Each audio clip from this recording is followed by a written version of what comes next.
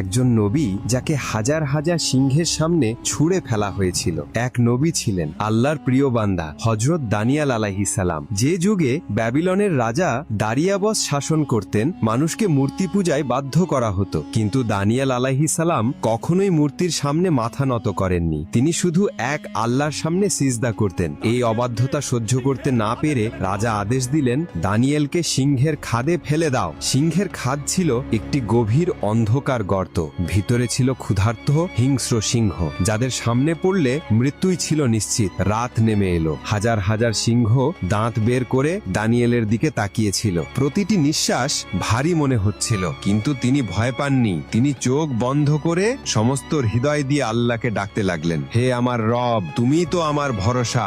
সারা রাত কাটলো আল্লাহর জিকিরে, আর সিংহরা তার কোনো ক্ষতি করতে পারল না। সকালে রাজা দারিয়াবস উদ্বিগ্ন হয়ে এসে চিৎকার করে